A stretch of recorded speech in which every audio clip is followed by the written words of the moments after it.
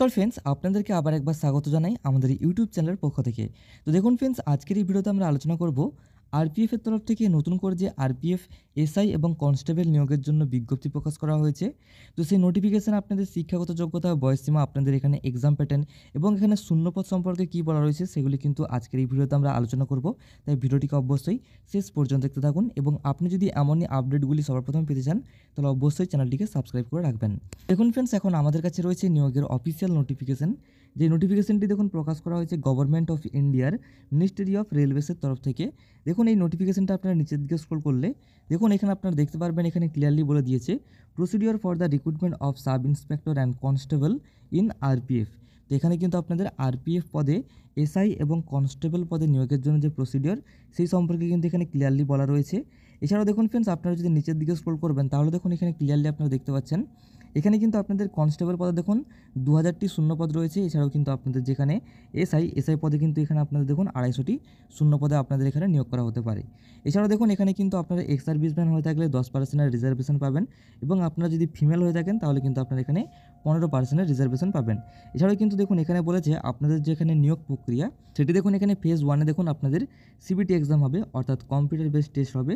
তারপরে দেখুন আপনাদের এখানে ফিজিক্যাল এফিসিয়েন্সি টেস্ট বা পিইটি এবং পিএমটি আপনাদের নেওয়া হবে এবং সবশেষে আপনাদের এখানে ডকুমেন্টস ভেরিফিকেশন করা হবে। তারপরে কিন্তু আপনাদের এখানে নিয়োগ করে নেওয়া হবে। এছাড়াও দেখুন ফ্রেন্ডস, আপনারা এখানে নিচের দিকে স্ক্রল করলে দেখুন আপনারা এখানে দেখতে পারবেন আপনাদের যেখানে এলিজিবিলিটি ক্রাইটেরিয়াগুলি রয়েছে সেখানে দেখুন প্রথমে বলেছে আপনাদের অবশ্যই ভারতীয় নাগরিক হতে হবে এবং আপনি যদি সাব ইন্সপেক্টর পদের জন্য অ্যাপ্লিকেশন করতে চান তাহলে দেখুন আপনার যে বয়স সেটি অবশ্যই দেখুন মিনিমাম 20 হতে হবে এবং ম্যাক্সিমাম কিন্তু আপনার যে বয়স সেটা 25-এর মধ্যে হতে হবে। এবং আপনি যদি কনস্টেবল পদে অ্যাপ্লিকেশন করতে চান তখন কিন্তু আপনার বয়স দেখুন এখানে 18 থেকে 25-এর মধ্যে আপনার বয়স এখানে হতে হবে, তবেই কিন্তু আপনি এখানে অ্যাপ্লিকেশন করতে পারবেন। এছাড়াও দেখুন ফ্রেন্ডস, এখানে বলেছে আপনারা কিন্তু এখানে এসটি/এসসি হয়ে থাকলে কিন্তু আপনারা 5 বছরের ছাড় পাবেন, ওবিসি হয়ে থাকলে 3 বছরের ছাড় পাবেন। এভাবে কিন্তু আপনাদের এখানে ক্যাটাগরি ওয়াইজ কিন্তু ছাড়গুলি দেওয়া রয়েছে, তো এগুলি আপনারা এখানে দেখে নেবেন।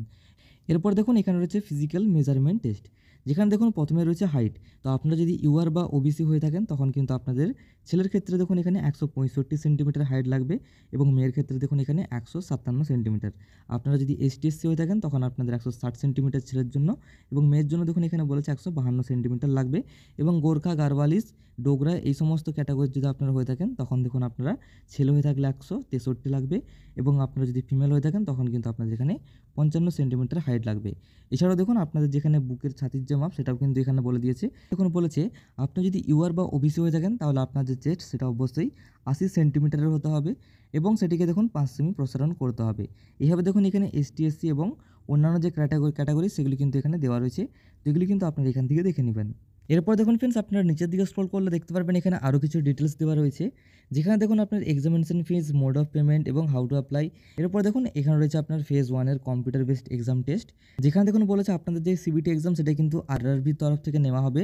এবং দেখুন এই এক্সামের ক্ষেত্রে কিন্তু আপনারা আরআরবির তরফ থেকে যে সমস্ত ল্যাঙ্গুয়েজগুলি সিলেক্ট করা আছে তার মধ্যে থেকে কিন্তু আপনাকে একটি ল্যাঙ্গুয়েজ সিলেক্ট করতে হবে এবং সেই ল্যাঙ্গুয়েজেই আপনি আপনার এক্সামটা দিতে পারবেন, অর্থাৎ আপনি কিন্তু এখানে বেঙ্গলিতেও আপনার যে এক্সাম সেটা আপনি দিতে পারবেন।